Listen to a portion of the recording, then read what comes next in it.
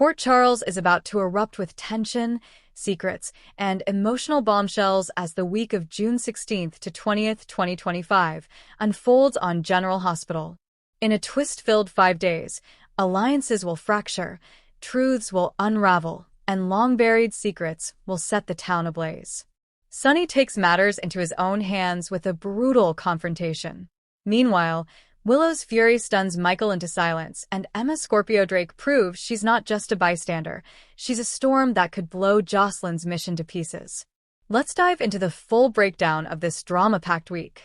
The week kicks off with Sonny Corinthos at his most dangerous. After weeks of shadowy moves and coded threats, Sonny finally gets Sidwell right where he wants him, cornered, alone, and without backup.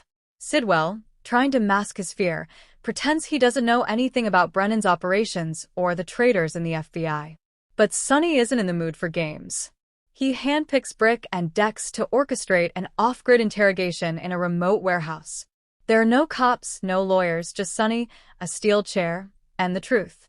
"Don't make me ask twice," Sonny growls, slamming a file of incriminating documents on the table. Viewers will be shocked as Sidwell's mask cracks, sweat beads down his forehead, and he finally utters a name: Professor Dalton. This revelation shakes Sonny. He realizes that Dalton isn't just a rogue academic.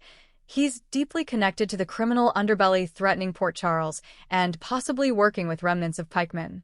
Meanwhile, back at the Corinthos penthouse, Christina voices her worries to Alexis, who is trying desperately to protect her daughter while defending herself against growing political heat due to her own misjudged alliances. "If anything happens to Sonny, I'll never forgive myself," Christina whispers, tears brimming. At the Quartermain mansion, the walls are closing in on Michael Corinthos.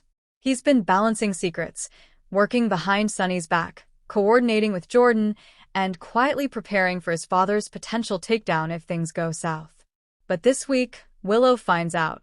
And she's not okay with it. Willow walks in on Michael's covert call with a confidential informant. Her eyes go wide, and her voice cracks as she demands answers. "You're doing to Sonny what he feared most, being betrayed by his son," she says, stunned. "Is this who you've become?" Michael tries to justify his actions. "He's dangerous, Willow. I'm protecting our children. Protecting you." But Willow isn't buying it. Her fury grows, not just at the betrayal, but at Michael's refusal to acknowledge his transformation into a man she barely recognizes. "You're not protecting anyone. You're controlling the narrative. Just like your father." Later, Willow makes a bold decision. She secretly meets with Jason, sharing her fears and encouraging him to step in before Michael makes an irreversible mistake. "If there's anyone who can stop this, it's you." Jocelyn Jax is playing with fire, and this time, she gets burned. For weeks, Jocelyn has been running a covert mission alongside Anna Devane, snooping through Professor Dalton's devices and quietly gathering evidence to bring him down. But she wasn't counting on Emma Scorpio Drake returning from Berkeley with secrets and resentments. Emma, back in Port Charles on her own mission for WSB mentorship, finds herself in the middle of a dangerous game she doesn't quite understand. But she does notice Joss sneaking around the university, swiping Dalton's phone, and using coded language with Trina. In a moment of misguided loyalty, or perhaps jealousy, Emma confronts Dalton, hoping to get ahead of Jocelyn and prove herself. She casually mentions, "You might want to keep an eye on your phone. Joss has been borrowing it a lot." The consequences are immediate. Dalton knows the jig is up. He wipes his phone remotely and activates a backup plan, one involving a devastating piece of tech and a list of targets with Jocelyn's name on it. He smiles. "So, the little blonde wants to play spy? Let's play." Elsewhere, Trina lashes out at Emma for derailing everything. "You don't just walk into a war and light a flare," she screams, leaving Emma shaken. Jason Morgan has been quietly watching and waiting, but the time to act is now. After Willow's confession about Michael's obsession with bringing Sonny down and learning that Jocelyn is officially compromised, Jason mobilizes the remnants of his old network. He calls in Spinelli, who uncovers a breadcrumb trail leading straight to a suspicious offshore account tied to both Brennan and Dalton. Jason visits Sam McCall, hoping to patch together the last part of the puzzle. They fall into familiar rhythm, teaming up to dig through WSB records and finding a horrifying truth. Brennan isn't acting alone. A second rogue WSB agent, codenamed Serpent, is operational inside Port Charles.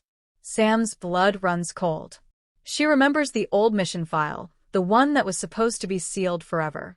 This isn't just about pikemen, she tells Jason. This is about something much older. Something way worse. Meanwhile, Dante notices Jason and Sam reconnecting, and it stings. He's still reeling from Lulu's return and the news she may be pregnant. But watching Sam and Jason, the pain is something else, like the ending of a love story that never quite began. The week ends with explosions, both literal and emotional. Professor Dalton unleashes his first strike. A planted bomb in a WSB safe house is detonated, injuring 2 field agents and triggering a lockdown across Port Charles. Jocelyn, realizing she's now enemy number 1 on Dalton's hit list, goes into hiding with Dex's help. But Dalton sends her a chilling message, a video of Emma, unconscious and tied up, with a timer ticking down. "Next time, don't underestimate me," his voice taunts. Sonny, reeling from Sidwell's revelations and realizing Jason and Michael are both operating independently, makes a drastic decision. He orders a temporary truce with Jordan. "If we don't stop this thing together, Port Charles becomes collateral." In the Quartermain mansion, Nina eavesdrops on Michael's conversation with a foreign contact and makes her own call to Valentine. "We might have a way to keep Sonny and Michael both out of the picture," she whispers. And at General Hospital, Willow collapses, overcome by stress and grief. As Michael rushes her into the ER, doctors deliver the early results, a possible cardiac complication related to her transplant. As the screen fades to black, Emma's fate hangs in the balance. Jason prepares to go after Serpent, and Sonny looks straight into the camera during a stormy night and says, "You thought I was the problem? Watch what happens when I'm the solution." Brooklyn and Chase face a marriage-shaking confession. Anna Devane gets a visit from someone claiming to be her sister, dead for 30 years. Gregory Chase's condition takes a surprise turn, and Alexis makes a shocking discovery in his old journals. Ava Jerome sets a trap for Valentine, using Nina as bait.